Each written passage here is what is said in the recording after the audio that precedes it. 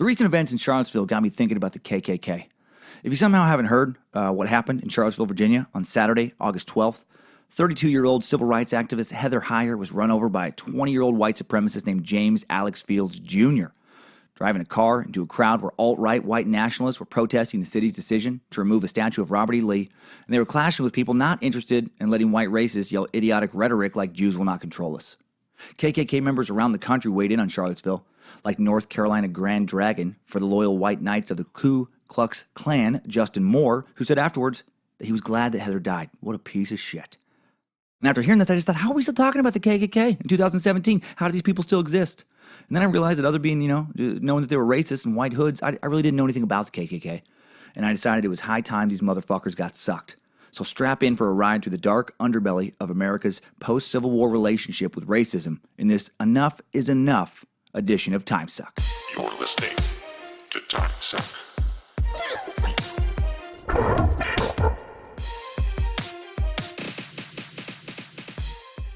Happy Monday, you wonderfully curious members of the tribe of Timesuck. I'm Dan Cummins. Love that you're listening. I hope you're having a fantastic day, or, at least a day that got a little better the second you started hearing this sweet suck flowing into your mind tunnel. If it sounds a little different, it's because I'm in another hotel. I've been traveling so much, I have not been able to be home to actually record episodes at home. And I'll be doing the same thing next week. And then, so just, whenever I can, I'll record at the home studio, which has a little better mic. And then sometimes, just life dictates that I have to record somewhere else. So today's the 50th Monday episode of The Suck, and I just feel like, I should do something special for it, and that's what I was thinking. And with some of the shit going on in the media right now and the current level of racial tension in America, this just felt like The Suck needed to happen. So I hope you enjoy it. Thanks for all the recent iTunes reviews. iTunes reviewer KRK25 just reviewed The Suck, giving it 5 stars, saying witty and insightful. The backstories and details around each subject are mind-blowing. Thoroughly researched with excellent delivery. Well, thank you, KRK25, and all the other new reviews. We're halfway to the 900 review bonus edition already, and 800 iTunes review bonus edition just came out this past Friday. And, the MK Ultras suck. Also, thanks for getting those new fourth generation Timesuck t-shirts, everybody. I really appreciate that. Really appreciate the support. They have those in the shop now at timesuckpodcast.com. You get a sticker pack with each one. It's Charcoal Bella Tri-Blend. Right, little royal blue Timesuck on the front, little white logo face on the sleeve. Whole thing made out of 311% pure domestic bald eagle feathers. Only feathers from the bald eagle's beautiful freedom head are taken, and no less than 25 eagles go into every single shirt. That's quality. Hail Nimrod. Check them out. So check those out. And thanks for coming to the Irvine Improv this past weekend. Met a lot of you Timesuckers. It was fantastic. Met a few of you Timesuckers who said you're also going to be at the Hollywood Improv live Timesuck on October 5th. Right, the first ever live recording of a Timesuck podcast as part of the LA Podcast Festival. It's going to be 7:30 p.m. Take a link, going to be in the episode description and at the podcast, in the podcast player and at timesuckpodcast.com. And I'll also be doing a show at the Hollywood Improv Saturday night, October 7th at 8 p.m. So you can make a full weekend out of it. And this week, I'm going to be at the Omaha Funny Bone, August 31st, through September 3rd. And I'll be at that Columbus Funny Bone, September 14th through the 17th. That's a new week of shows added there, the Columbus Funny Bone. So you can find more tour dates at timesuckpodcast.com. And I can remind you about this kind of stuff, if you follow Timesuck on social media, at Timesuck Podcast on Instagram, Twitter, /Timesuck Podcast on Facebook. Just do it. Just click some buttons. Make it happen. And finally, thanks to Timesucker Stephen Rock, Noah Saldana, and others for asking for today's topic. Stay tuned for Timesucker updates at the end, and listen to today's suck right now.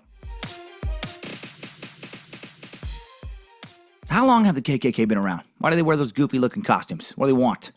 Where do they originally come from? What do the words Ku Klux Klan even mean? By the way, today those are the correct words. I'm probably gonna at some point say Klux Klan, because I think it's because the two L's in the second and third word makes me want to put. I thought until this research, I actually just thought my whole life it was Klux Klan. It's Ku, not these dipshits deserve to have any accuracy, but it's Ku Klux Klan. But my mind doesn't want to say that. So there you go. We're going to answer all this and more today. And a lot of it is going to be answered in today's Timesuck timeline. Strap on those boots, soldier. We're marching down a Timesuck timeline. Okay, the Klan kind of came about in three phases, and the first one, the original, started on December 25th, 1865. Christmas, Merry Christmas, everybody! How fucked up is that? Pulaski, Tennessee. The KKK is formed by 6 Tennessee veterans of the Confederate Army. Now, originally, this is like a social club. It was John T. Lester, John Kennedy, James Crow, Frank McCord, Richard Reed, and J. Calvin Jones.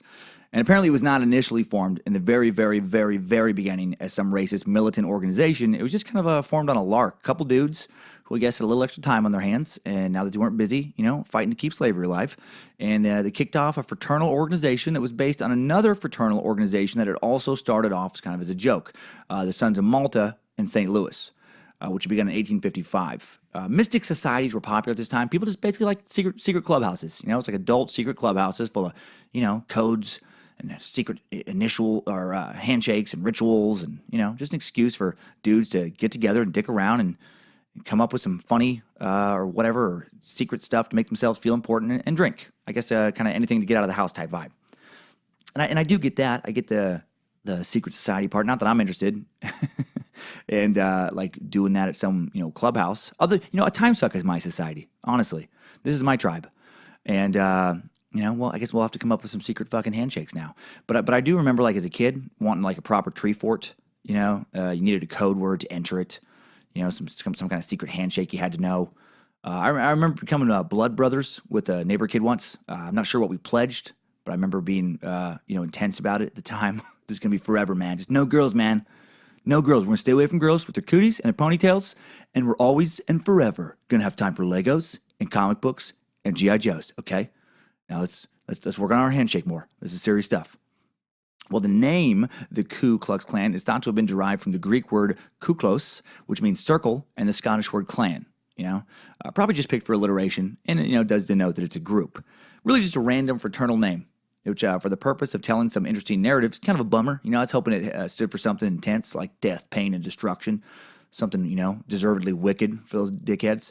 No, just random and nonsensical, which actually is kind of fitting since these fuckheads' ideals are random and nonsensical.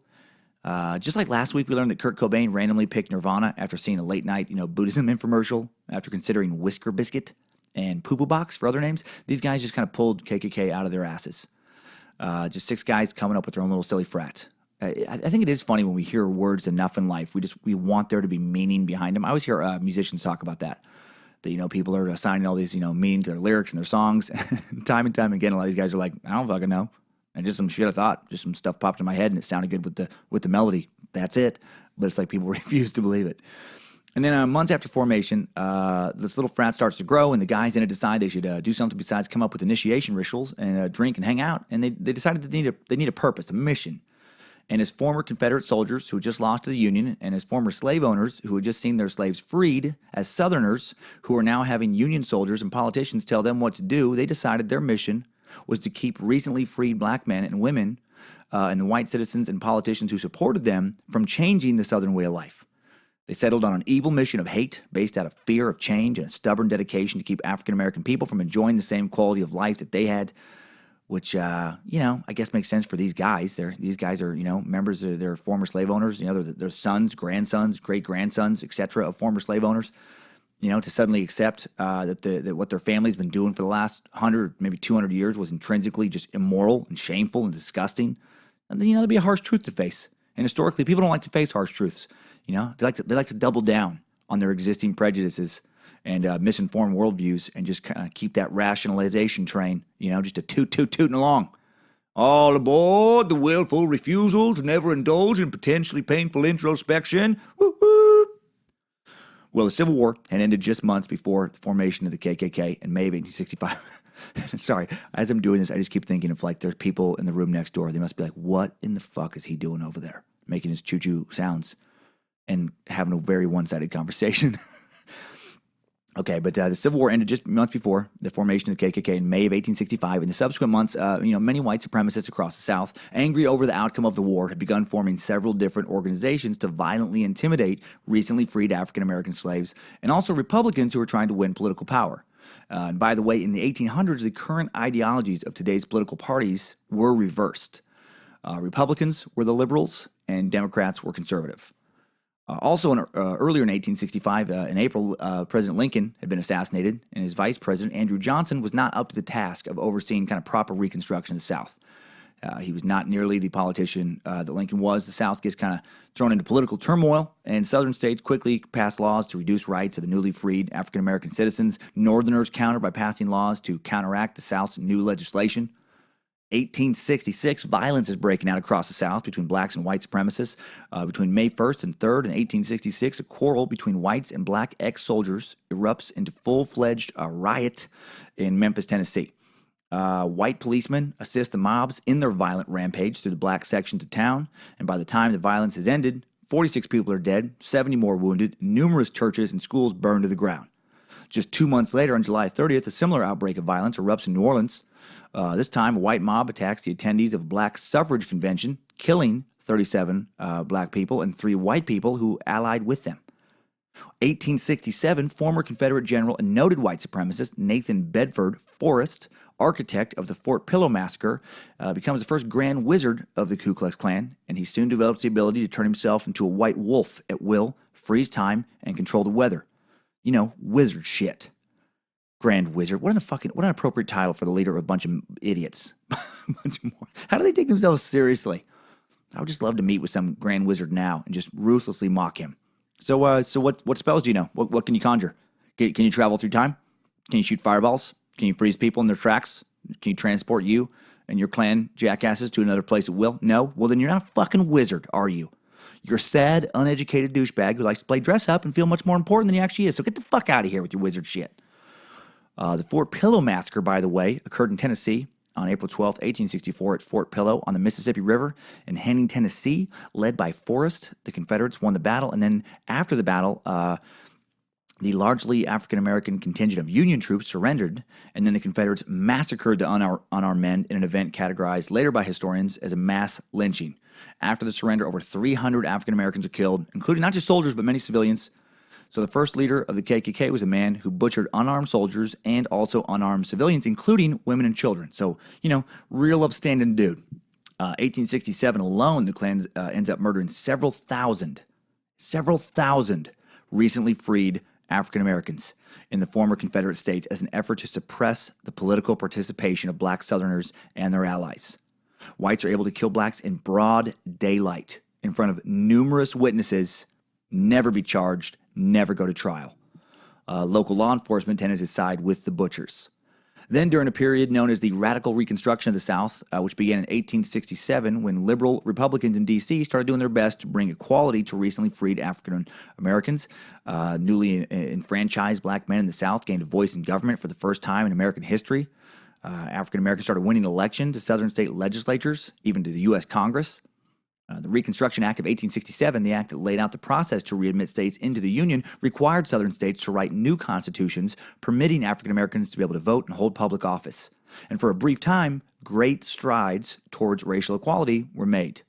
And then these strides, scared the shit out of the racist assholes across the South, who then started doing everything they could to stop those strides from advancing further. 1868, the KKK begins to really formally kind of organize and publishes its organization and principles, this kind of first little pamphlet book thingy. And although early supporters of the Klan claimed that it was, philosophically a Christian patriotic organization rather than a group of blatant white supremacist hatemongers, a quick glance at the Klan's catechism reveals otherwise. Now check out some of these questions to which Klan members answered yes. Are you opposed to Negro equality, both social and political? Are you in favor of a white man's government in this country?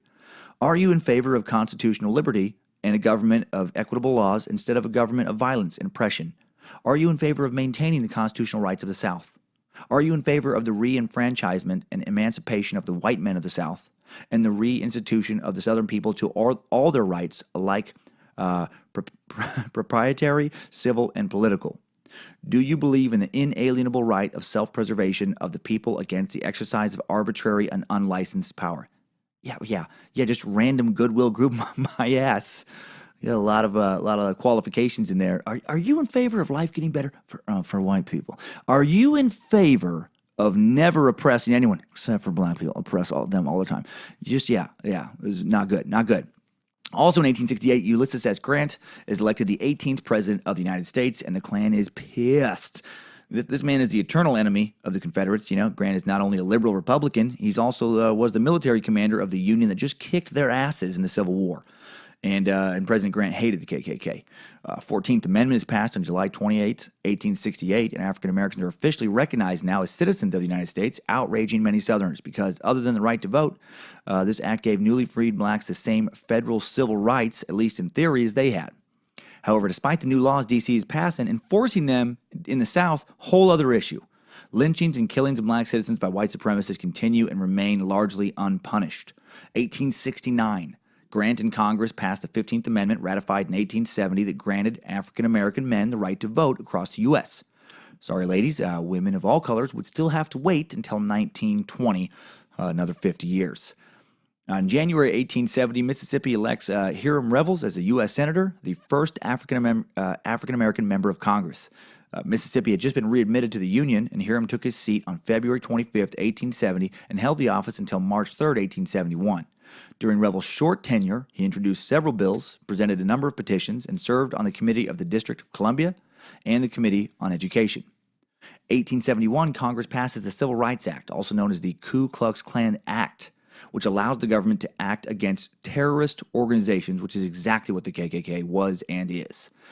Grant did not rigorously enforce these laws, though, although he did order the arrest of hundreds of Klan members. And as a result of this act, although racism and violence towards African Americans continues throughout the South, the Klan as an actual organization does disappear. And that's one reason it disappears, is because of this act. But really a larger reason it disappears is because white supremacists don't need it anymore to carry out their agenda. By 1872, the Freedmen's Bureau, established after the Civil War to help former black slaves and poor whites in the South in the aftermath of the Civil War in 1865, is abandoned due to Southern political pressure. The Freedmen's Bureau had provided food, housing, and medical aid, established schools, and offered legal assistance. It also attempted to settle former slaves on Confederate lands confiscated or abandoned during the war. Union and federal troops sent to the South to supervise the reformation of the South also began to withdraw. So with the Bureau and federal troops gone, recently freed black citizens began to quickly lose many of the rights they had gained immediately after the Civil War. Southerners are able to be openly violent and racist against them once again. They don't need to hide, behind a group like the KKK. They can just, do it out in the open.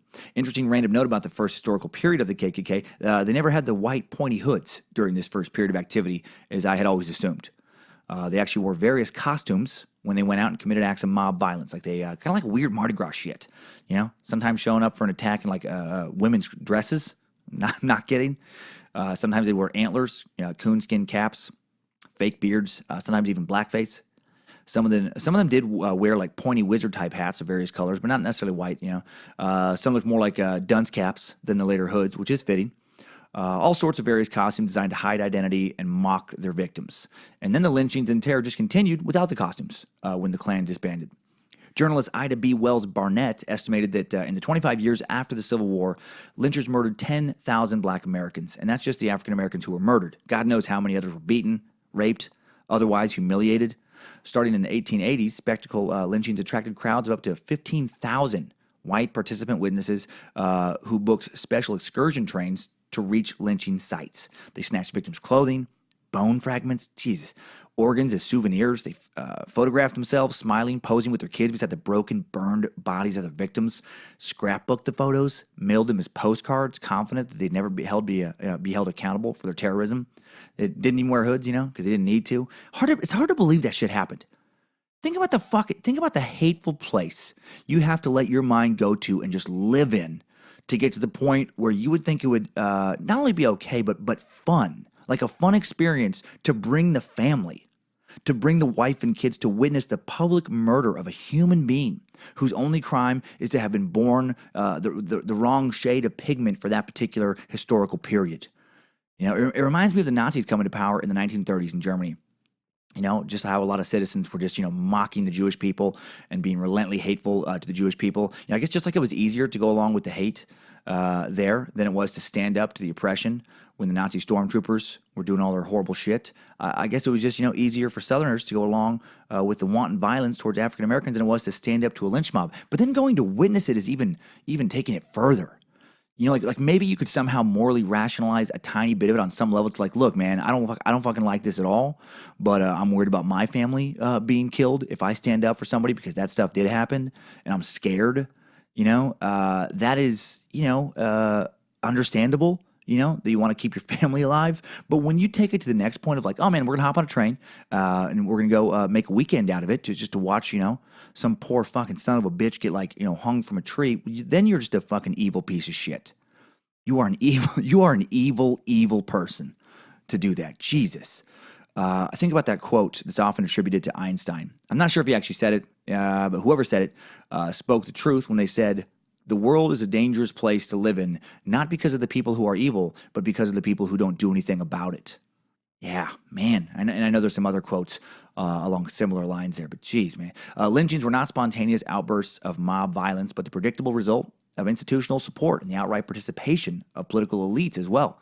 The lynchers of Leo Frank in Marietta, Georgia, years later in 1915, for example, included a former governor, judge, mayor, state legislator, sheriff, county prosecutor, lawyer, banker, business owners, U.S. senator's son, founders of the Marietta Country Club. Frank's case, because he was white and Jewish, attracted media attention that sadly thousands of black victims never received, and it just exposed the ways that the elites and authorities exonerated themselves by blaming mob violence on the so-called, just the crackers. These people, this mob violence, we just can't control them. Yeah, no, you like it, you fucking racist son of a bitch. Meanwhile, Mississippi Governor, later U.S. Senator James K. Vardaman said in 1907, if it is necessary, every Negro in the state will be lynched. It will be done to maintain white supremacy. Jesus Christ, man. This is a senator. Vardaman didn't wear a white hood, man. Neither did the first female U.S. Senator, Rebecca Latimer Felton, who's it's hard to feel good about what she accomplished. I mean, on the one hand, for like women's rights, she was the first U.S. Senator, technically, even though she served for just 24 hours in 1922. It was more of a ceremoniously kind of thing. But she was also just a hardcore racist. She said in 1897, if it takes lynching to protect women's dearest possession from drunken, ravening human beasts, then I say lynch 1,000 a week if it becomes necessary. Motherfucker. The National Association for the Advancement of Colored People, NAACP, their research, by the way, would disprove this total lie of the lynch mob as honorable defenders of white women. Besides the fact that the myth of the black rapist was a white supremacist fantasy, 70% of lynchers didn't even bother to invoke it to justify their violence. Lynchers killed for such alleged offenses as sassing, wanting a drink of water, being, quote, troublesome, quote, conjuring, and often as in the murder of Mrs. Jake Sabros and an 8-year-old unnamed child, no excuse at all. All right. Quick additional note on this mythology of the black man as the raper of white women. This is worth touching on again because throughout the Klan's history, it would be one of the primary moral justifications they would use for violence towards black men. White segregationists had a real fear of African Americans as sex-crazed rapers, and this was a huge myth. There was a myth that a lot of mixed-race Southerners were the product of black men raping white women, when in reality, exact opposite was true. White male slave owners frequently raped female black slaves and got them pregnant. And then after the Civil War, this is embarrassing. Some documented history was hidden, and the narrative was just rewritten, as it often is, in history. And by the way, if anybody, I just had to stop off my head, is like, oh man, Dan's trying to appeal to liberals right now, or you're just trying to appease white guilt. No, I'm not. I don't care what your political ideology is. I don't care if you're liberal or conservative. I really don't give a shit. And I don't have any white guilt. Truly, I don't. I don't, because I feel like I'm responsible for what I've done in my life, not what people did 150 years ago. So I'm just telling this like it is. But I don't like it when I feel like some white people get offended almost when all this racist history is brought up. It's like, dude, no one's blaming you personally for it, but it fucking happened. Don't pretend that it didn't happen. Don't pretend that some of your ancestors weren't huge pieces of shit. Like, give me a break. Anyway, black men were painted as savage beasts with an unquenchable sexual drive, lusted after young white women.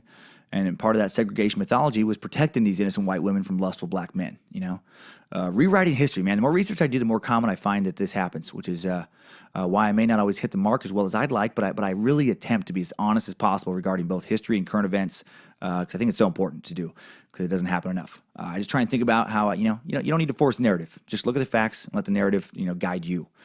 So anyway, despite no evidence of Southerners' fears of African Americans having any, factual basis, politicians continued to defend lynchers. In 1918, Georgia Governor Hugh M. Dorsey wrote to the NAACP, "I believe that if the Negroes would exert their ultimate influence with the criminal element of their race and stop rapes, that it would go a long way towards stopping lynchings." Well, this criminal element he was referring to was Mary Turner, who had threatened to press charges against the lynchers of her husband, Hayes Turner, and of 9 other men. 10 dudes. The lynchers, as reported by the Savannah Morning News, took exceptions to her remarks as well as her attitude. Then they lynched Mary, who was 8 months pregnant. Journalist Walter White, whose ability to pass as white enabled him to interview the murderers themselves, reported that they hung Mary upside down, set her on fire, cut out her fetus and stomped it, then shot her multiple times. The Brooks County coroner's jury ruled that all the victims had died at the hands of parties unknown and closed their cases. A lyncher served as the jury foreman, one of the actual lynchers. Wow, man. I always try and take into historical context into account when I'm judging somebody, back in history. We talked about that, like Vlad the Impaler. It's like, yeah, dude was a monster, but, a lot of other people were impaling. You try and put it in context where it's, it's not the same as if it happened today. I try and think oh, that's fucked up, but it was a different time, etc. No, not in this case. No. Not that case right there. That shit was evil, right? Those lynchers chose to act in evil ways. No one was forcing them to do that. No one was forcing this poor woman and a baby. Oh, man, you are a fucking monster. Some things I think, are forgivable in life. If you kill a baby, you should die. You should die. There's no redeeming you. There's certain things I think when people do, I don't think you qualify for redemption anymore. It's too much, man. Too much. We got to have some kind of fucking punishment for that stuff in society. Some kind of, harsh punishment to send a message to the rest of us that you don't get away with that. You don't get away with that. My God. Well, these lynchers got away with it, man. Everybody did back then with that kind of stuff. These pieces of garbage. Okay, so now we know that while the KKK as an organization died out in the 1870s, the legacy of horrific violence towards African Americans by white supremacists clearly lived on after the organization itself went away for a while. And then around the time of the despicable lynching I just talked about, the Klan as an organization comes back in a major way. And before we delve into that, let's check in with today's sponsor. Timesuck is brought to you today by the Dollar Shave Club, the right razor for people of all races, okay? Maybe those idiotic KKK members we've been talking about today wouldn't have been quite as angry and hateful if their silly red necks weren't all loaded up with itchy stubble. Who knows? Probably not, but I can think about it. I know that I feel better truly with the smooth shave. I really do. I just feel like I feel younger for some reason. I don't know if you do that when you shave. Like if I'm feeling a little bit like, oh man, I'm all tired. I'm all exhausted, especially when I'm tired. It's one of the things I'll do. Sometimes I'll take a second shave in the day just to feel, kind of like brand sparkly new. And I do shave at least once a day. My God, and I do use the Dollar Shave Club every time now. When I go more than 2 days without shaving around the edge of my beard, I go from looking I feel like kind of manly to a lot like a maniac. I go from distinguished to disturbing, bold to backwoods. You need a good shave in your life, time suckers. Okay, you need to feel clean and crisp and new, and the Dollar Shave Club is how you get a hold of that feeling for yourself. Dollar Shave Club delivers the best razors in the game to your door each and every month for just a few bucks. And they don't just drop off razors like the DSC Executive Razor that I use. They'll also put some Dr. Carver shave butter in your life as well. And you know how butter makes everything taste better? It really does. Well, Dr. Carver shave butter makes everything feel better, like your face when you shave that. Or your legs, ladies and dudes who like to shave their legs. Not judging how smooth you like to keep your body. You want to shave the whole thing? You want to shave it all? You shave it then. So make the smarter choice by joining Dollar Shave Club. For a limited time, new members get their first month of the Executive Razor with a tube of Dr. Carver shave butter for only $5 with free shipping. After that, razor is just a few bucks a month. That's a $15 value for only $5. In your first month's box, you get an awesome, weighty handle, full cassette of 4 cartridges, and a tube of their shave butter. After your first month, replacement cartridges ship automatically. All right, at their regular price. There's no hidden fees, no commitments. Cancel anytime you like. You can only get this offer exclusively at dollarshaveclub.com/timesuck. That's dollarshaveclub.com/timesuck. Do it today. Support the show by supporting our sponsors. All right, back into the muck and the mire of today's suck, man. Second phase of the Klan is in 1915. In 1915, the White Hoods are born. You know how earlier I stated that initially the Klan never wore that costume we now recognize as being the KKK in the 19th century? Yeah, that the white robe, the white hood, with the eyes cut out, that whole shit. Well, now we do know where that costume came from, exactly where it came from. A movie. Seriously, check this out. In 1915, director D.W. Griffith adapted the book The Klansman into the silent movie Birth of a Nation. The Birth of a Nation. One of the first feature-length films and the first feature-length film to screen in the White House, which is terribly embarrassing. In a shameful moment of our history. The movie is based on a book, The Klansman, the second book in a trilogy that author Thomas F. Dixon Jr. wrote. He wrote The Klansman as a message to Northerners to maintain racial segregation. As the work he wrote claimed that blacks, when free, would turn savage and violent, committing crimes such as murder, rape, and robbery far out of proportion to their percentage of the population. Did I mention that this movie was the first movie screened in the White House? What the fuck? Not one of Woodrow Wilson's finer moments. Strong indication of racial attitudes at the time, right? Like, this is a horrific, Trump doesn't have the best reputation in some people's minds for race relations. But, even he could not get away from, throwing, a screening party of this movie. I hope not. I hope he could not get away with that. The most famous scene of the movie is the ride of the Klan, and it required 25,000 yards of white muslin to realize Dixon's costume ideas. Among the variety of Klansman costumes in the film, there appeared a new one. The one-piece, full-face masking, pointed white hood with eye holes, which would come to represent the modern Klan member. Maybe it was Griffith who brought those pieces of fabric together in the soon-to-be iconic form. After all, his mother had sewn costumes for his Klansman father. Oh, my God. The family that hates together, huh? Or maybe Griffith got the idea from another source altogether, Freemason regalia. Or maybe it wasn't even Griffith's idea at all, but that of Paris-trained Costume Designer Guild's Hall of Famer Claire West, who worked on the film. Maybe she just made it up. Well, the blockbuster popularity of Birth of a Nation gave free advertising to a traveling fraternal order organizer, former Methodist minister, garter salesman, and overall hate-mongering piece of shit, William J. Simmons. By the way, there are so many pieces of shit in this episode. It's one of the higher percentages of pieces of shit in an episode we've had so far. Simmons did not just organize fraternities. He had joined 15 of them himself, including the Knights Templar and the Masons. Dude loved a secret handshake. Loved it so much. Well, the 1915 lynching of Leo Frank, that I mentioned earlier, inspired Simmons to form a new anti-Semitic, racist fraternity. That's right, they hated the Jewish people as well. They hated pretty much everybody, as you'll find out soon. 1 week before the Birth of a Nation's Atlanta premiere, Simmons received a state charter for the Invisible Empire, Knights of the Ku Klux Klan Incorporated. Not just wizards now, they're knights. Man, these guys love to feel so much more important than they were, didn't they? Hello, friend, I'm Bubba the Knight, and this is my pappy, Gunther the Wizard. What are you talking about? You're not a knight and a wizard. You're just dumb shits and dire need of dental work, sitting in a Waffle House and smelling like last week's B.O. Well, Simmons got to make that sweet hate money selling hoods and robes for $650 each, sewn in a local shop, and he wrote a handbook, the Cloran, and in 1920 hired publicists Edward Y. Clark and Elizabeth Tyler to launch a massive campaign that attracted 100,000 new members in 16 months. Kliegels, as the new recruiters were called, arranged minstrel shows and screenings of The Birth of a Nation and other pro-Klan films. Jesus, man, what a money-hungry piece of shit Simmons was.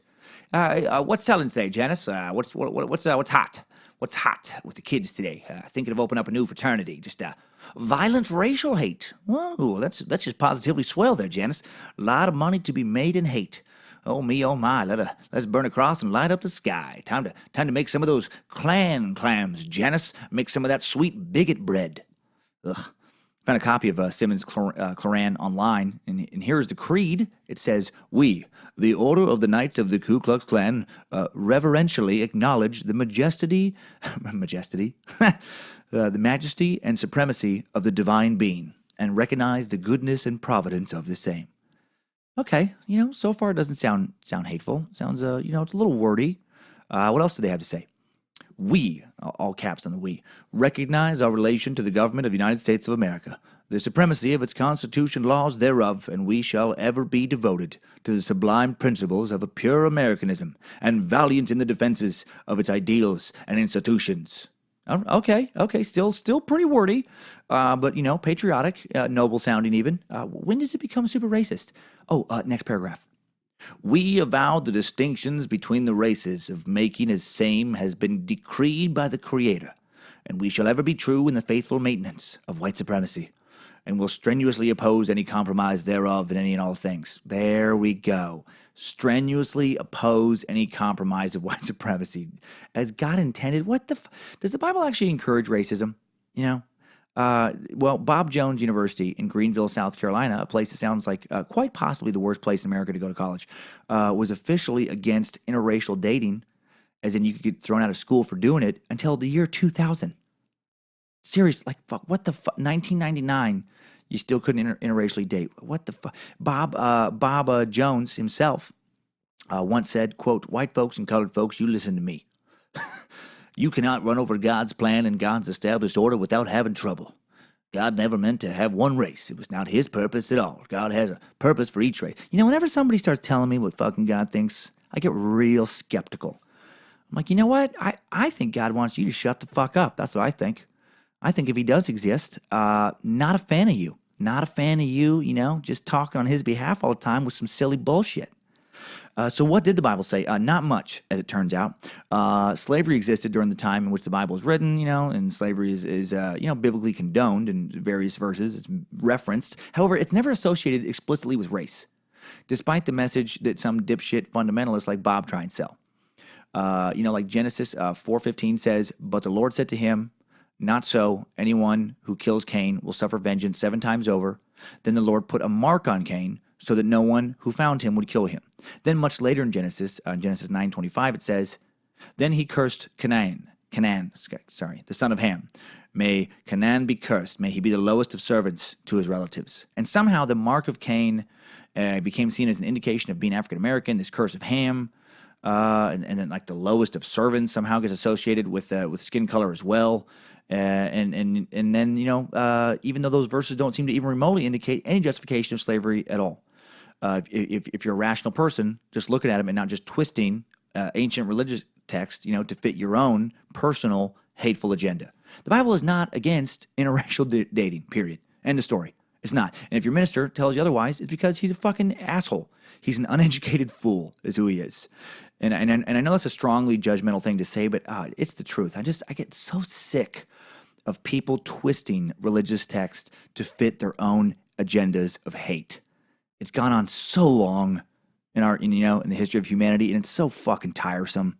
Just enough already. Okay, so no biblical justification for racial persecution. But the Klan tries to align itself with the Bible anyway.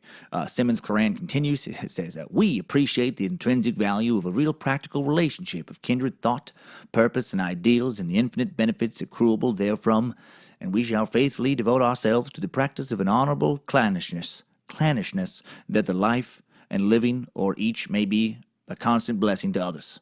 And then it ends with some nonsense of non-syllabus said and thar. It's supposed to mean not self but others, but not really. It's like this weird mashup of Latin and Gothic. They were just, again, kind of just making up their own random symbols and stuff. Yeah, they're just being honorable, you guys. That's it. It says so right in the pamphlet, The association with being ignorant thugs, that's just hearsay. It's all a big misunderstanding. They're just bringing blessings to people. So many blessings. That's what they keep in the top of their little pointy dunce hats. It's God's blessings. That's where they store 10 to 20 of God's blessings in each of their little dunce caps.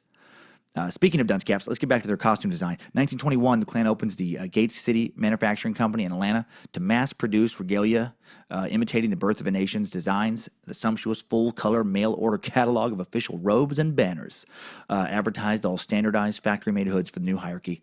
Klansman, white cotton denim hood, red tassel, Terror, which is, that sounds so, I don't even know, couldn't find any more info on that. Same hood, along with the red waist cord. Special Terror, white satin hood, 3 red silk tassels. Also for sale were like ceremonial banners. The catalog's banners like sampled stuff like the Red Bank in the realm of New Jersey. New Jersey had 60,000 members in the Klan at the peak of membership, more than Louisiana, Alabama, or even the original Klan's home state of Tennessee. Man, these motherfuckers, man, they're treating violent oppression, torture, disenfranchisement, murder of human beings like it's a Halloween party. You know, the cross burning that would come to symbolize the Klan also came from the movie The Birth of a Nation. These guys were not big on original ideas. What a sad example of life imitating shitty art. With black Americans' lives already so severely constrained by Jim Crow law and lynch law, the newly hooded Klan didn't actually direct a lot of their initial violence in this second wave towards African Americans in the 20s. They directed it towards new targets, immigrants from Eastern and Southern Europe, Jews, Catholics, alleged Bolsheviks, union members. Jim Crow laws, by the way, were local laws in the South that supported segregation. You know, like by 1877, after the initial Reconstruction attempts by liberal politicians to secure equal rights for African Americans, white conservative Democrat politicians regained power in the South. And the last of the federal troops the Union had stationed in the South to oversee their reintegration into the North had been removed, and these new white politicians immediately began passing laws to segregate blacks from whites. Blacks were still elected to local offices throughout the 1880s, but their voting was suppressed for state and national elections. And then between 1890 and 1910, 10 of the 11 former Confederate states, starting with Mississippi, passed new constitutions or amendments that effectively disenfranchised most blacks and tens of thousands of poor whites through a combination of poll taxes, literacy and comprehension tests, and residency and record-keeping requirements. Slavery may have officially been over, but a large population of white Southerners were a long way from being done with oppressing African Americans. Now, the new Klan in the early 20th century courted mainstream Protestants, nativist, white supremacists, respectability. Senators, Supreme Court justices, governors joined up, so did white women.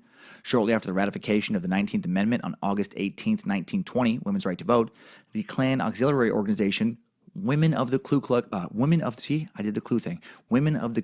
Klan formed. Well, the new hooded uniforms and the secret rituals had very little to do with the Klan's 19th century origins. They were based more on fraternal orders, like the Masons. Anonymity wasn't quite the point with the costumes either. While the hoods could assure their kind of wearers personal anonymity, their force came from declaring membership in a safe, privileged identity. It was anything but secret.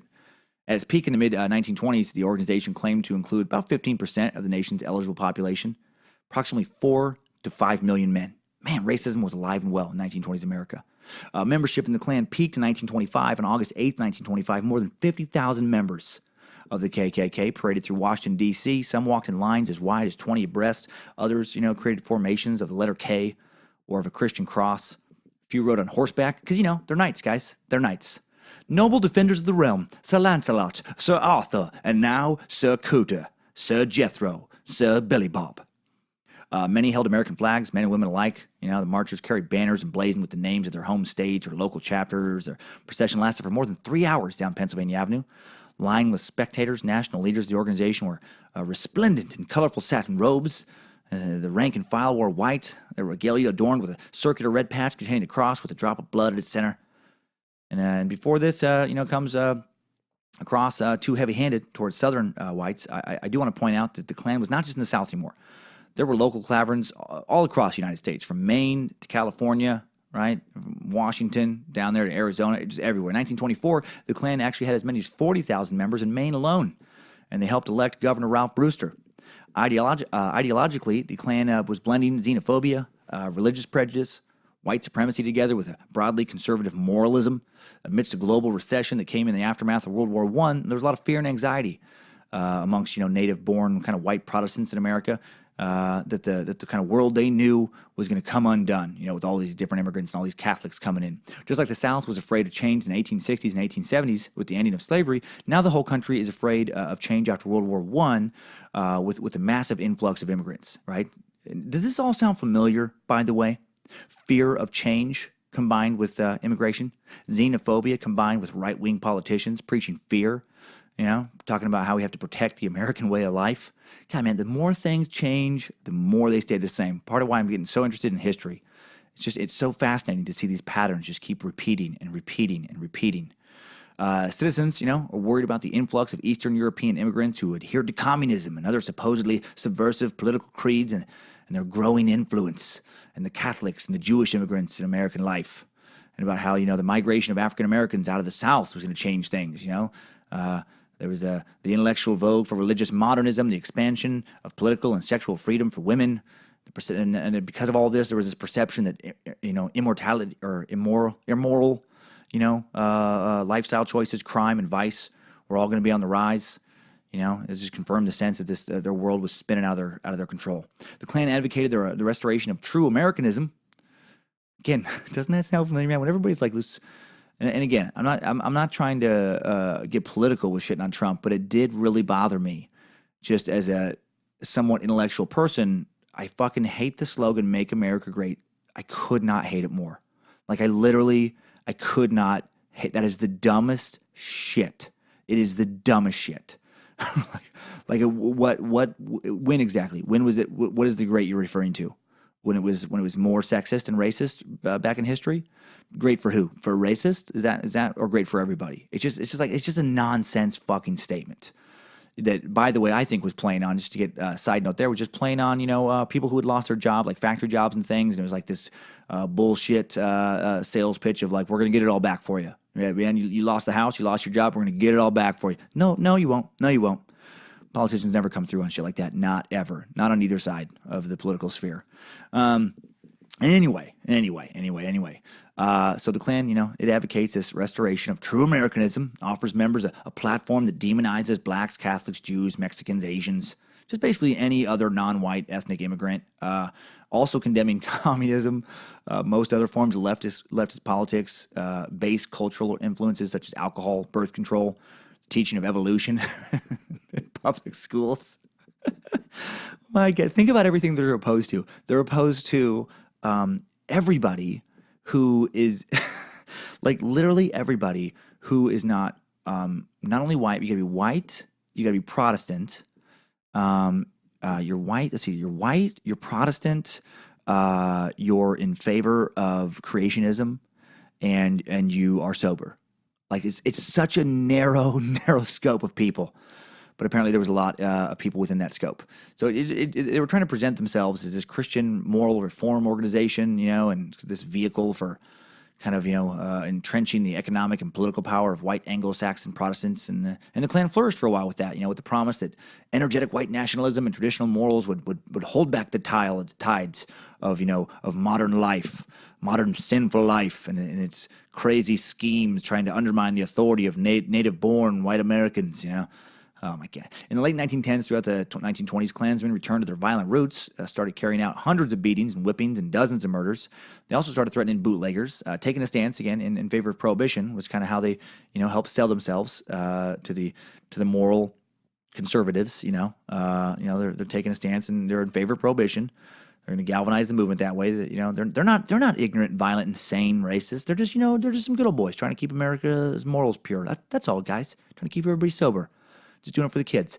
They were the good guys, who flogged Mexicans. They were the nice guys who tarred and feathered doctors, who performed abortions. They strong-armed politicians. They were just good old guys who lynched unarmed, innocent black citizens, and just fine fellows who showed up on night rides to terrify and abuse prostitutes and to beat and sometimes kill Jewish people. And just good guys who terrified young women, found riding in cars with men of any color. Just keeping everybody safe. They even had a number of auxiliaries for children, which had names such as the Junior Ku Klux Klan, the Tri-K Club, and the Ku Klux Kitties. I wish I was making that up. The Ku Klux Kitties. Are you fucking kidding me? That sounds like something out of an SNL sketch. I bet they had little songs and everything too. We're the Ku Klux Kitties, and we want to be your pal if you're white. We're the Ku Klux Kitties, fun-loving boys and gals who are all white. The Ku Klux Kitties are a friend to those in need if they're white. And when we grow up, we probably still won't be able to read. What? I don't know. I didn't say they have good songs. All right, I didn't say they have good songs. And again, keep in mind as I'm doing this, doing it from a hotel room, freaking out people next door. Klan members did a lot in the 20s to normalize their organization, make it more appealing to mainstream white America. They showed up in churches on Sunday mornings to donate money. They ran charity drives. They threw Christmas parties for orphans, raised money to build Protestant-only hospitals. Protestant-only hospitals. Again, so narrow. Children's hospitals to help sick kids get better, as long as those kids are white, believe in creationism, Protestant, and not communist or even liberal. Oh, what's going on? What's going on, little Michael? You got scarlet fever? That's terrible, buddy. We're gonna do everything we can to fix you right up. Okay, buddy. The doctor's gonna be right in to see you. Wait, what was your last name again, Michael? Goldberg. Oh, that's That's Jewish, right? Yeah, okay. All right. You know what? And how about instead of waiting for the doctor in here, in the waiting room, why don't you go wait out by the dumpster with Jamal and Enrique? The Klan made efforts to fight supposed Catholic influence in public schools by donating American flags and Bibles. Because you know how much Catholics hate flags and Bibles. I don't what understand. What is the connection there?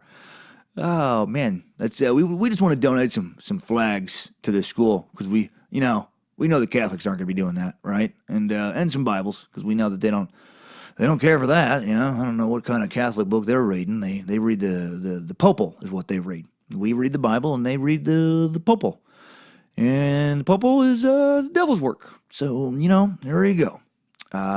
It does get hard, research stuff like this where it's hard to understand the Klan's motivations because basically in general they were just they were dumb. They were dumb people, truly. Like there was a few people historically in the Klan that were like educated, but the more research I did when I dug into some of who are these people, kind of like the socioeconomics, and it usually is like terribly uneducated, poor, extremely ignorant white people who joined up. It's not like, they did for a while in the 20s, have a fair amount of casual members, which is a sad state of kind of commentary on the times, that were like doctors and lawyers. But by and large, the people going to all the meetings were just exactly what you think when you think of like central casting, Klan member, some guy with, missing a lot of teeth and not in peak physical condition, hygiene not great, mind not good at all. Like a guy just kind of, maybe living on canned meat and sweet tea, and that's that's pretty accurate from what I came across. The KKK created special Klan rites for wedding ceremonies, christenings, funerals. Ran candidates for hundreds of state and local offices. Americans elected countless Klan members as mayors, school board, and city council members, sheriffs, state legislators. Klan office holders and were particularly prominent in powerful positions. Included like governors, like Governor Edward Jackson of Indiana, Clifford Walker of Georgia, as well as U.S. Senators Earl Mayfield of Texas, Rice Means of Colorado. Rice Means, what a tough name. Rice, Mr. Means. I prefer to be called Rice. Oh, okay. And when you hear about these politicians, you might think, again, that they couldn't have all been dumb, right? They couldn't. No, but not all of them. But again, most. Most of these people who were getting elected, they were just manipulating the kind of the claverns to get some votes. They weren't like active members. I'm not giving them an excuse, but I'm just trying to paint a picture of the average member. Then on November 16th, 1925, the Grand Dragon. Got dragons and wizards. Man, should have started playing some D&D.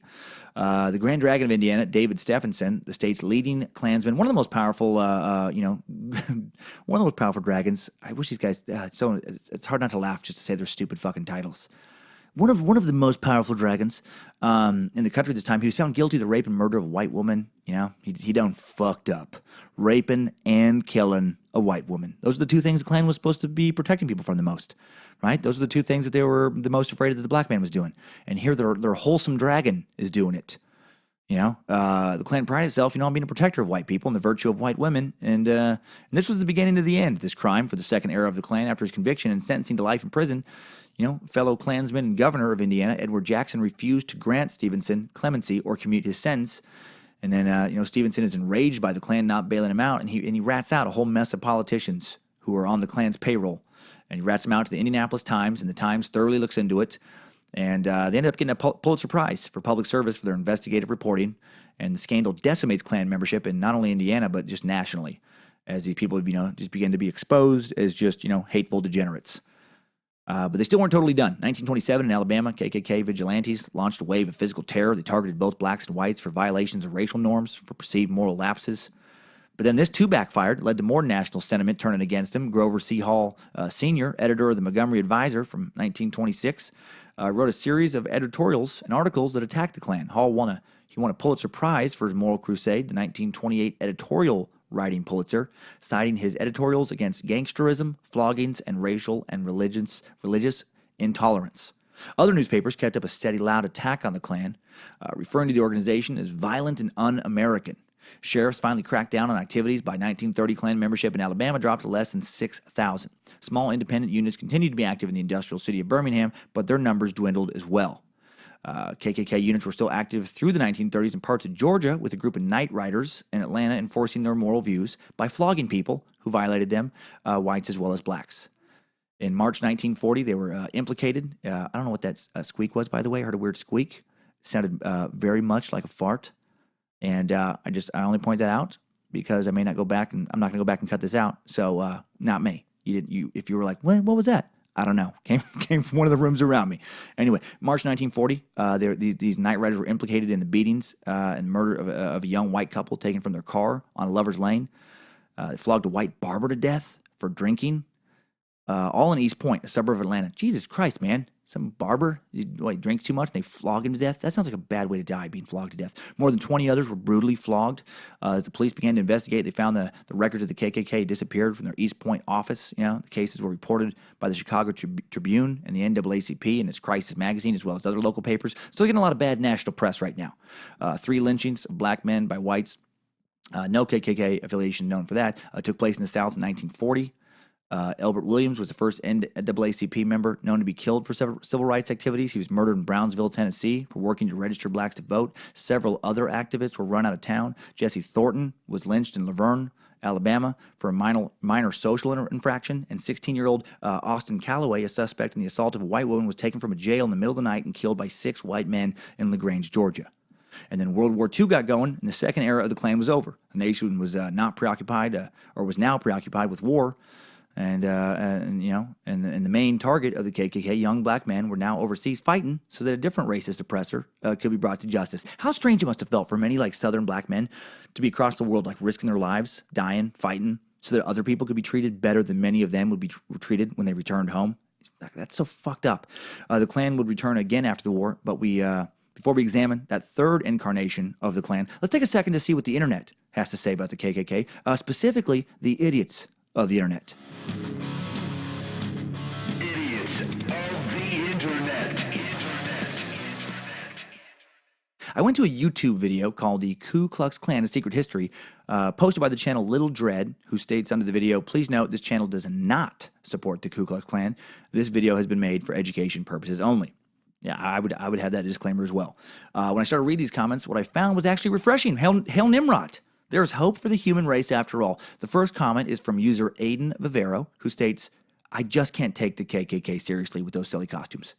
I do totally agree. I mean, I get it one time just because of what they were doing. They were terrifying.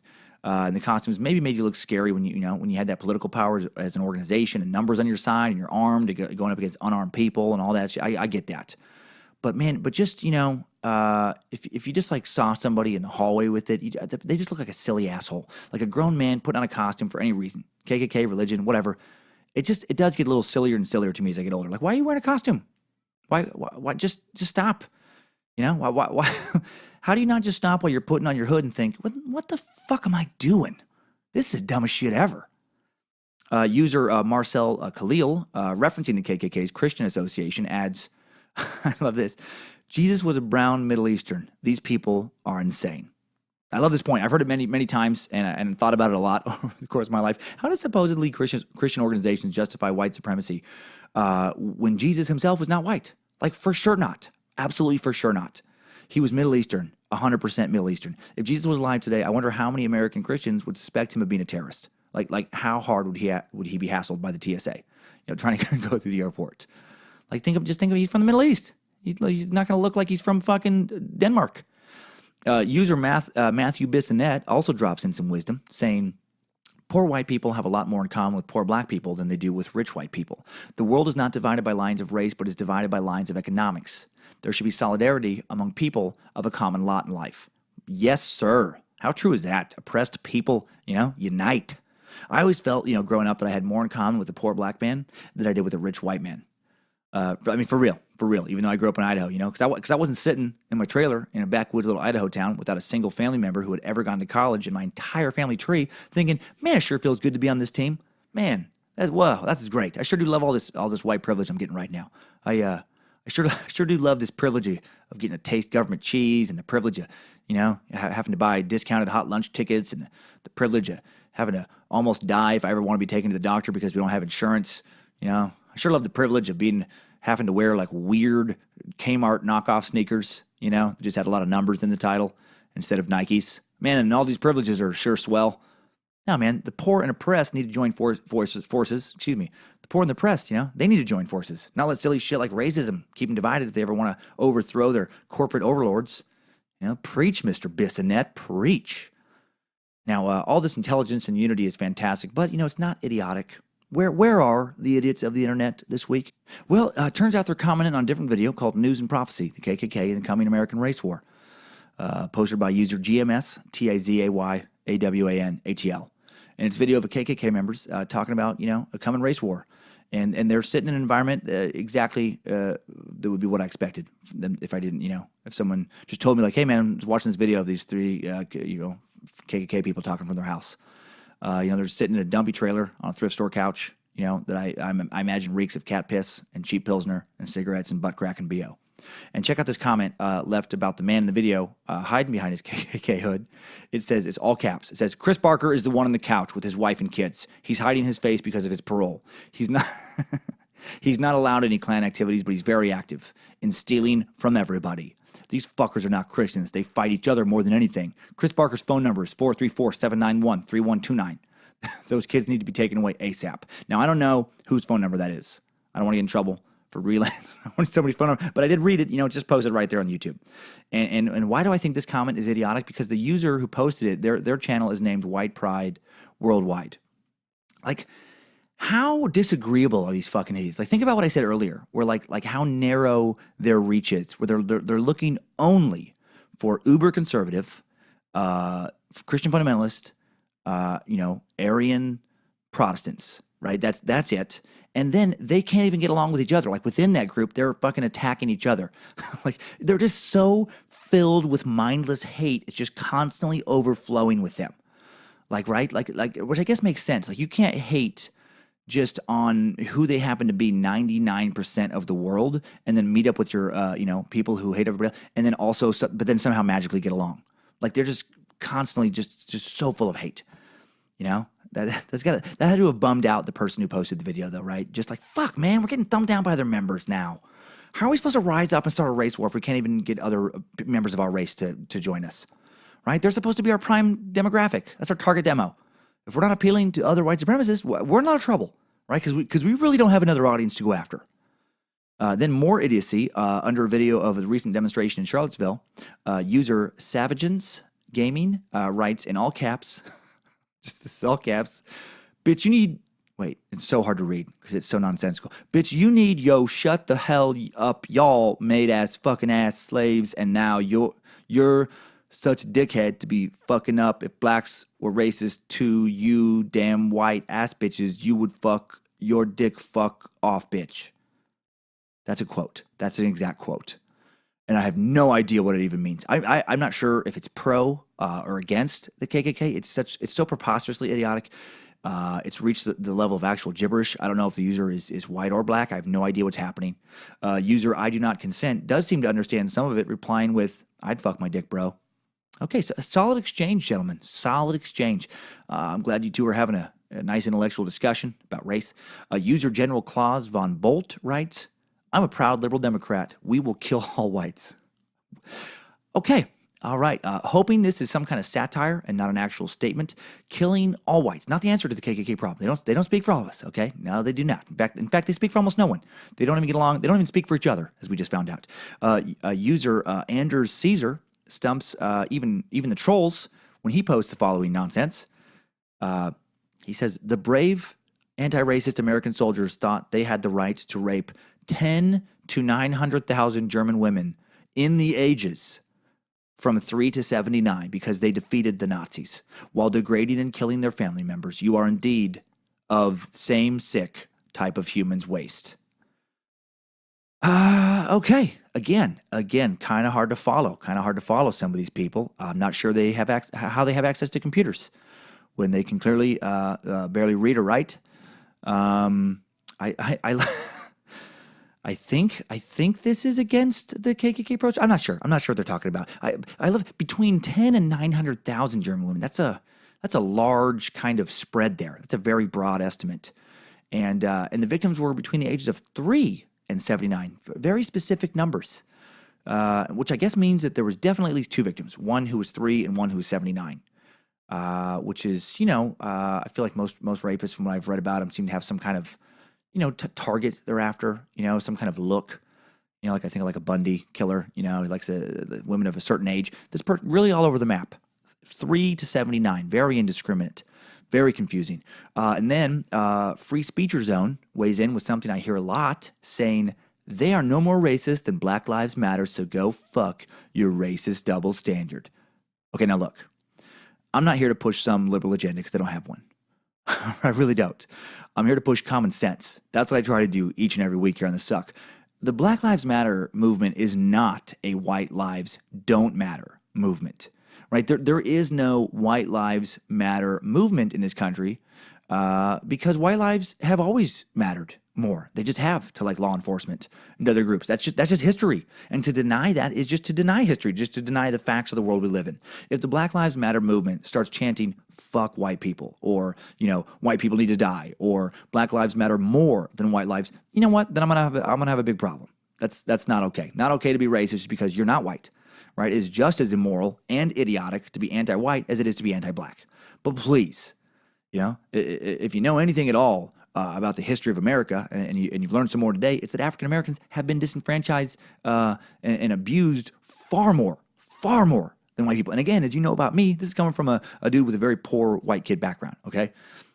And if you want to write me in with some stats about how there's like a higher percentage of criminals among African Americans and Caucasians, or some kind of argument along those lines, which is always kind of weird, I think, when people kind of bring that stuff up. Save your time. Socioeconomic status dictates the risk of criminal behavior, not skin color. Crime is not a reflection of pigment. It's just not. It's a reflection of the environment you were raised in, the lack of hope you feel for your future, and your own personal poor choices. Well, user free speech zone, you are no proponent of equality. You are just another idiot of the internet. Idiots of the internet. Okay, third revival of the Klan. Let's talk about the 1950s. After the decline of the national organization before World War II, small independent groups adopted the name Ku Klux Klan along with variations that had no formal connection to the second KKK except for the fact that they copied its terminology and costumes. They began to set up their own klaverns again, meet in each other's homes or churches. Began in the 1950s, individual Klan groups in like Birmingham, Alabama, began to resist social change and blacks' efforts to improve their lives by bombing houses in transitional neighborhoods. The white men working in mining and steel industries had access to materials to make bombs, and there were so many bombings of blacks' homes in Birmingham by Klan groups in the 50s, the city's nickname became Bombingham.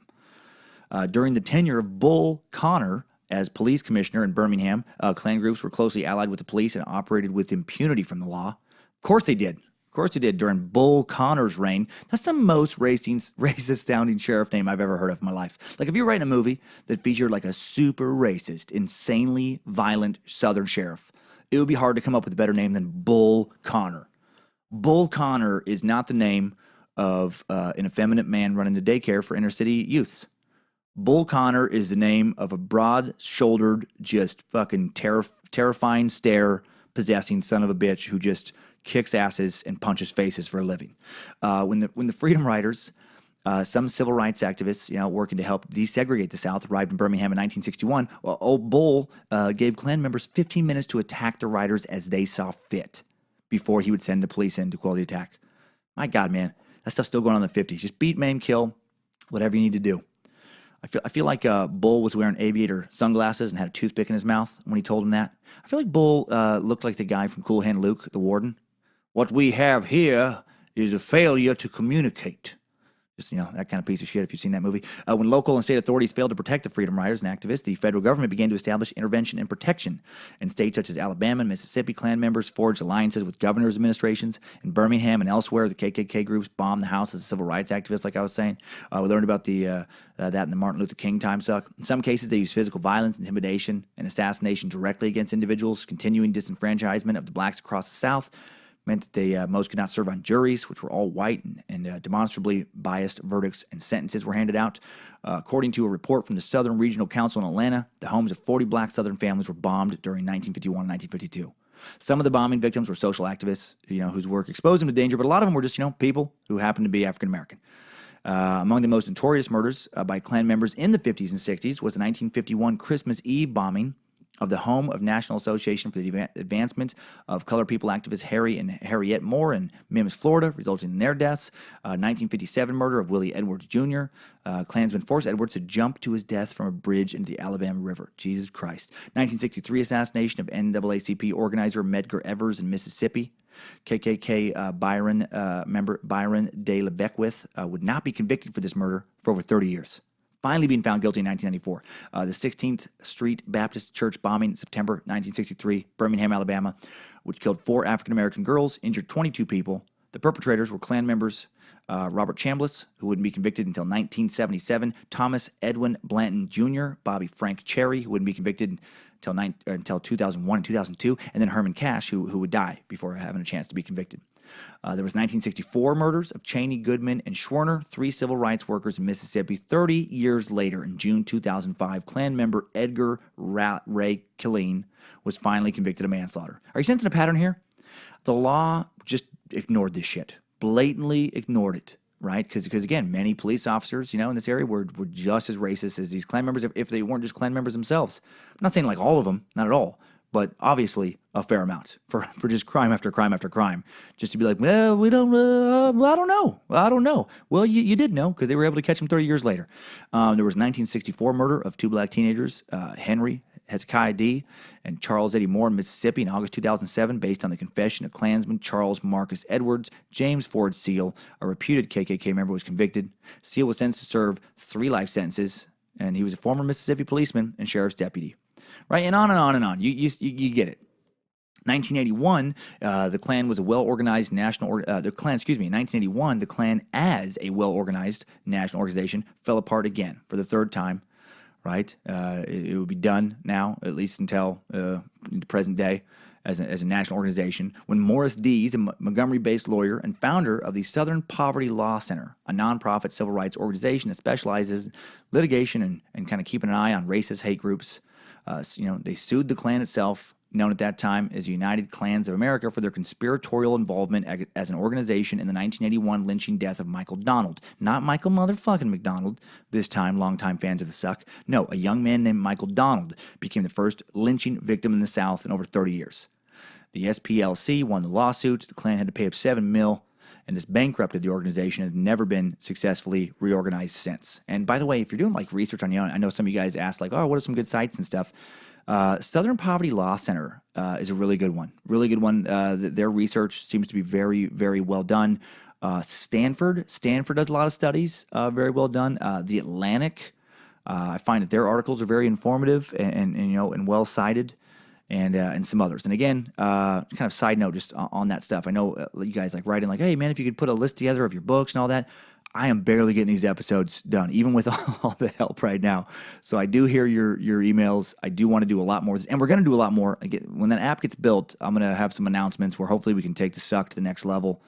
And I can get some full-time help and just keep kicking it up, man. Keep kicking up this cult of curiosity. I think this is important shit for us all to be learning about. Okay. So in 2017, the Southern Poverty Law Center, which still dedicates itself to monitoring extremist groups, estimates that there are at least 29 separate rival Klan groups currently active in the United States right now. And they compete with one another for members, dues, news, media attention, and the title of being the true heir to the KKK. Membership is estimated to be, a couple thousand to 5,000. I mean, not a lot. And loose membership largely. According to a 2016 Anti-Defamation League report, despite a persistent ability to attract media attention, organized KKK groups are actually continuing a long-term trend of decline. They remain a collection of mostly small, disjointed groups that continually change in name and leadership. So that is the basic history of the KKK, right? They started off, a couple Confederate soldiers. The kind of spread in name. This is kind of fraternity of hate to oppress. Recently freed, African Americans. Then after about 10 years or so, just when the South kind of got through with their period of federal oversight from the North during the Reconstruction of the South, and they just started becoming like super racist again, like basically as racist as they could possibly be, without technically going back to full-fledged slavery. the KKK went away because there was no need for hoods because people could just do whatever the fuck they wanted with impunity. And then that so then they go away again, and then they come back after World War I when people have a whole new set of fears. When white Protestants are all scared all over again, scared about Catholics this time and about communists and about the Jewish Bolsheviks and just fucking nonsense.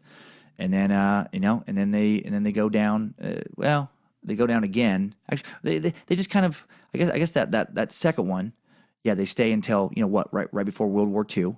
And then the war starts. And then after World War II, it starts again, but not as organized as it was, when it peaked back in 1925. Not as organized as it was before, World War II. And then it just went away as a true organization in any sense altogether in the early 80s. So that is the basic history of the KKK. Now let's hop on out of this timeline. Good job, soldier. You made it back. Barely.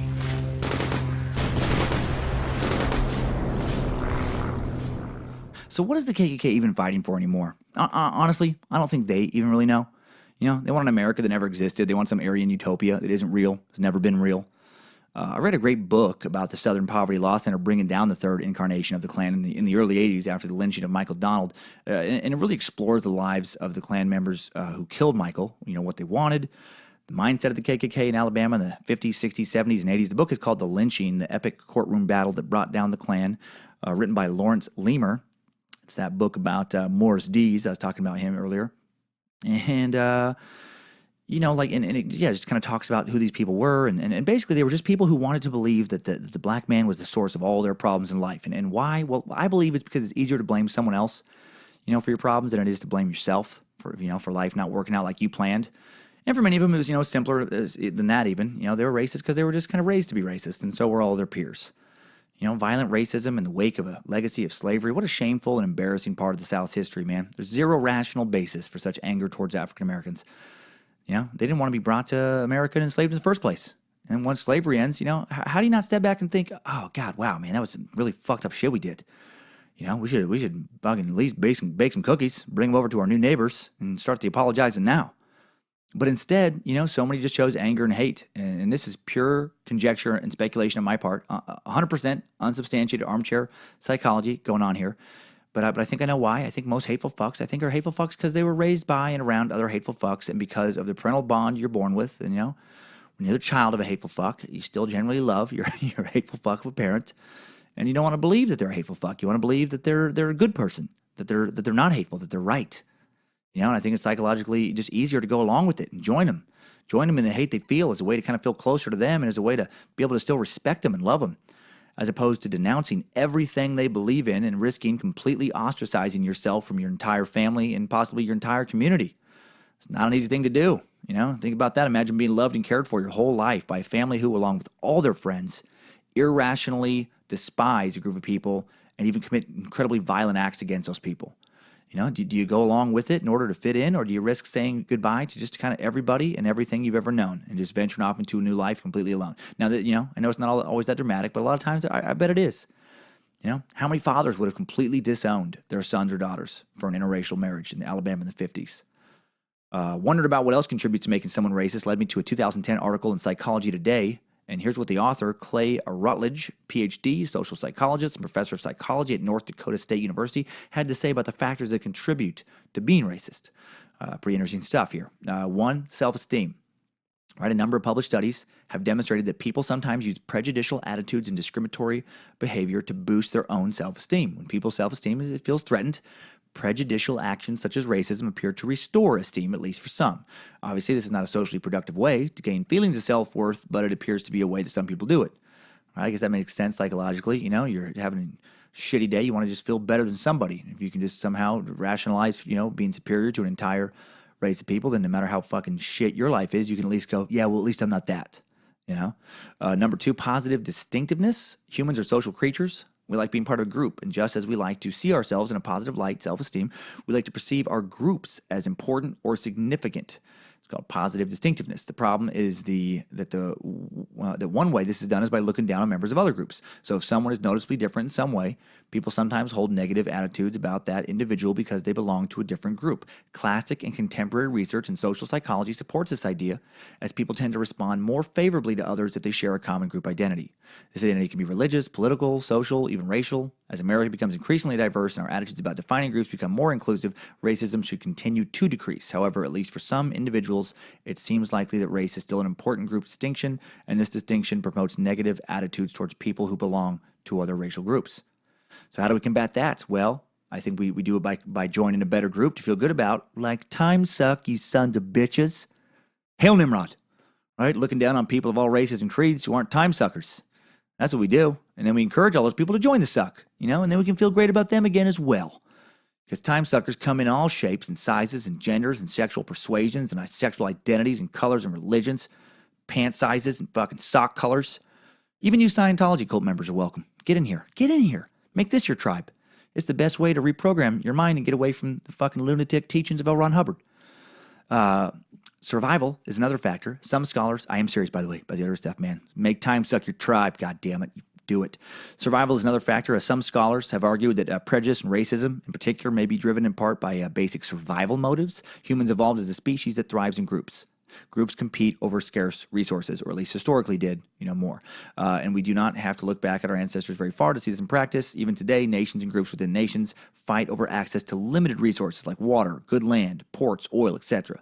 Classic social psychological research demonstrates that it is very easy to pit groups against one another if they're competing for a scarce resource, right? Like the show Survivor, fucking people get real worked up about people in another tribe. So that's another one. That's another one. And finally, meaning. People are motivated to perceive life as meaningful. How would racism help people gain meaning? People find meaning by investing in cultural belief systems or worldviews that give their lives some sense of order and certainty. Sadly, some people invest in worldviews that promote racism, beliefs about racial superiority, that kind of shit. The good news is the number of people who subscribe to racist worldviews appear to be decreasing. However, for those who do have racist worldviews, when their sense of meaning is threatened or the world feels uncertain, they will turn to their worldviews for guidance and support. Man, they lose a job or something, they start freaking out, they're going to lose the house, they want someone to blame, and, sometimes it's the Mexicans, or sometimes it's, black people, or Jewish people. That happens all the time. Well, how about instead of, some bullshit worldview where you have to preserve your race as part of God's plan and you have to fight members of other races to keep your race from being destroyed? How about you accept the truth that we're all members of the human race? It's only a matter of time, If the world isn't destroyed before it can happen, then we're all going to kind of end up looking like each other. We're all going to be part of the same ethnic group eventually if we make it that far. And I think, maybe you just sign on to that. Maybe make it your mission to speed it up, There's a lot of attractive people out there of different races. Do it just sticking to just one, in your dating life or even your marrying life, that's you're doing yourself a tremendous disservice. So how about subscribe to that instead? And finally, I think it's important to, important point to remember with racism that one person or one family or even one neighborhood never represents an entire race of people. Not ever. Like if you live next door to a family of, let's say, for this episode, a family of black people that happen to be a bunch of total assholes, right? Because assholes come in all colors, and now you think you hate black people. No, you don't. You hate the Andersons next door. That's all. They don't speak for everyone. Never forget, assholes and shitfaces come in all shapes, sizes, genders, and colors. And so do amazing people. I'm not trying to tell you not to hate in this episode. Just hate people who have, earned it. Hate individuals, not groups. All right, let's get into some updates and preview of next week's show right after today's top 5 takeaways. Timesuck Top 5 Takeaways. Number 1, the KKK took their costume idea from a movie, their rituals from other fraternal orders, and their name is just some made-up nonsense. What a perfect origin for a group of idiots whose organization remains devoid of any real meaning to this day. Number 2, the heyday of the KKK was organized by, essentially, a costume salesman, William Joseph Simmons, who saw there was a lot of money to be made by selling ignorant people silly hats. Number 3, early KKK members rallied behind the belief that the black man was a threat to the white woman when actually the exact opposite was true. The white man had historically been a threat to the black woman. Most of, early mixed-race couples were the result of slave owners raping female slaves, not vice versa. Nice try, assholes. Number 4, the white man isn't evil, and neither is the southern white man. Allowing yourself to ignore truth and believe a hateful legacy of lies to make yourself feel superior, that is evil. So don't fucking do it. And number 5, some new info. A black man says he has accidentally persuaded about 200 white racists to abandon the KKK simply by befriending them. Blues musician Daryl Davis has traveled the U.S. for about 3 decades, actively seeking out white supremacists as a hobby of his. in a new documentary. It's going to be, I didn't get the name, so sorry about that, but his name is Daryl Davis, so you can Google it. The 58-year-old can be seen sitting down, and joking with some cloaked members, and says it's a wonderful thing when you see a light bulb pop on in someone's head, or they call you and tell you that they're quitting. Says this author and lecturer, I never set out to convert anyone in the Klan. I just set out to get an answer to my question, how can you hate me when you don't even know me? I simply gave them the chance to get to know me and treated them the way I wanted to be treated. How beautiful is that? And what a good way, to end today's, hateful subject on. Timesuck Top 5 Takeaways. So that's today's suck. I hope you enjoyed it, Time Suckers. I hope you keep spreading the suck. Some of you have written in about the Timesuck app, and it is being built. It is. I'm working on trying to build this Timesuck community as fast as I can with all the money I got. And it's just going to take a while, really hope it's out and operational sometime in November. And then we'll modify it from there. Also, sorry for not getting back to a lot of you. I have been extremely busy lately working on some other stuff and working on Timesuck as well. And I literally have not had enough hours in the day to get it all done, even with the help a lot of you fine Timesuckers have been giving me. So I promise it's nothing personal. Just been getting a lot of emails and just literally don't have time to get back to them because they're in depth, they're personal, which I appreciate. And, a quick response is not sufficient. Next week on The Suck, some of you are going to be very happy to hear it's the Iceman. The Iceman finally, Richard Kuklinski, American mobster and hitman who was convicted of murdering 5 people. Though he likely killed probably several dozen more over a period of 30 years. He was associated with members of the mob, including the 5 families in New York City. And apparently for 3 decades, he would just murder whoever the fuck they wanted him to murder. And then he would just come home and play husband and dad like nothing happened. Just choke some dude out on Tuesday, host a barbecue on Saturday. How do people do that? We're going to find out next week. We're going to at least find out how he did it. And now let's find out what people have been saying this past week by looking at some Timesucker updates. Updates? Get your Timesucker updates. Okay, first one. Many episodes ago, I talked about flat Earth theory and those who believe that NASA is guarded. They're guarding the ice wall perimeter of the flat Earth. To keep us from finding out the truth, that we can just walk out into space. Well, another NASA Timesucker wrote in to assure us, once again, that this is not true. Timesucker John Ellis wrote in saying, Evening, Master Sheriff Sucker. I was listening to the most recent Suckisode. I like that. While you briefly mentioned the NASA ice wall guards, I figured I would give you some information on that. I'm a protective services officer for NASA. And while we do have a SWAT team, which is hilarious to me, we do not have an Arctic Defense Force. I could not imagine what it would be like to stand out in the ball-shrinking cold every day guarding an ice wall. I do, however, know what it is like to direct traffic in the blistering heat for 3 hours. Keep sucking. Hail Nimrod, John. Love it. I love the argument that Earth believers try and make, that flat Earth believers. On the one side of the flat Earth debate is every scientist, every legitimate scientist ever. On the other is your buddy Tony down at the shop who's been kind of thinking about some shit. Timesucker Ryan Daggett wrote in, saying, Hey, Dan, just saw your show at the Irvine Improv tonight, and you absolutely killed. Thank you, Ryan. You were hands down my favorite comedian. I just felt really good tonight and wanted to share it with you because you are the man that made it happen. I bought your awesome book for my 15-year-old daughter who was disappointed that she couldn't join me at your show. I have let her listen to your Don't Wake the Bear CD and some podcasts, and it brings me so much joy to laugh together with my daughter. We don't have tons in common, but we are both have a very sarcastic sense of humor and connect with your type of comedy. When I gave her your book signed by you, she was so excited. I was so surprised how much she appreciated getting a book signed by her favorite comedian. It made me feel great, like we have our love for your comedy to share together, or that we have our love for your comedy to share together. Then my 5-year-old son said, "Keep on sucking," and it felt like a great family moment. It was just really cool.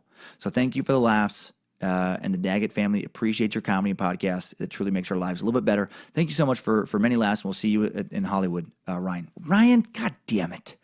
Can't tell you how much joy it gives me to hear that silly shit I do is bringing some families like yourself, like your family, closer together. That really, really does warm my heart, man. It really does. Just like I guess I make you feel better, man. You do the same for me when you share stuff like that. So thank you so much for doing that. And I will see you. Look forward to seeing that live Timesuck taping in Hollywood in October. And finally, man, an update from a Timesucker who wanted his name kept out of this update, and I will respect that request. He writes in saying, "Hello, Master Sucker, motherfucker." I love it. Warning, what you are about to read will be peppered with grammatical errors and half-formed thoughts. I'm fine with that. So I have to be completely honest. When you were ramping up to do the transgender episode, I completely lost interest in anything that has to do with you or Timesuck.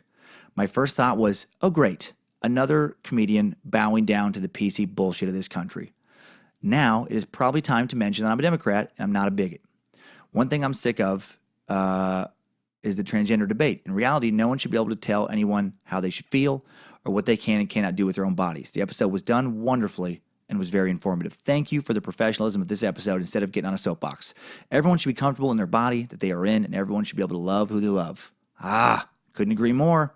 My one concern has always been how to properly treat transgender individuals in an emergency setting. I'm a paramedic in a fairly large area that goes from incredibly poor to incredibly affluent and everywhere in between. I can hear the argument forming in my head when I have a patient that doesn't let me know that they are trans, and I will get in trouble for just assuming. While I'm sure most transgender individuals will point out that they are, I do get nervous about pissing the wrong person off by assuming. Sometimes with certain complaints and certain presentations with patients, it is completely gender specific. I don't know. I'm just rambling on right now. I just know people get up in arms about anything, and I'm always one wrong question away from being filmed and put on blast in the internet because of my assessment questions. At least we don't live in North fucking Korea, right? That is a good point. That is a very good point. That he's bringing up right there, this unnamed Timesucker. And I will say that to my transgender listeners, I know I have, I think, quite a few now.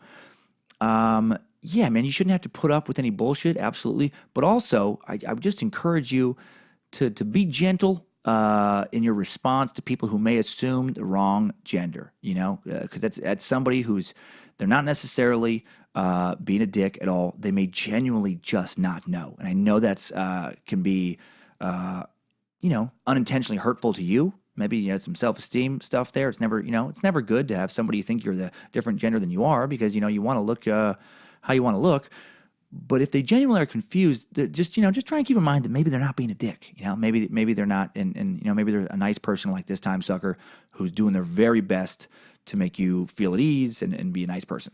Anyway, so that's that. Anywho, thank you for inventing the PlayStation 4, the Fleshlight, the Squatty Potty, Facebook, punk rock, and the pyramids. You bet, man. You bet. Yep, I knocked all that out. Keep sucking. Hail Nimrod and hail Bojangles. God damn it, yes. Love always he who will not be named. P.S. I want some. P.S. I want some of my pit bull licking her vagina. Stop. Burp onto her vagina and then continue licking it. That has nothing to do with anything, but I figured you would think it was funny. Yeah, I did. I did think that was funny. I have a very visual brain, and I have a fucked up sense of humor. I would have laughed so hard if I saw that. It's the burp. It is the burp that kills. I can totally see my dog doing that. Oh my God. My dog burped so hard one time after I let Penny have one of those stupid Starbucks puppuccinos. I know it's ridiculous. I know, but I can feel some of your eye rolls right now. It's $1 to get a little cup of whipped cream, but it makes her so happy, and she goes after it so furiously.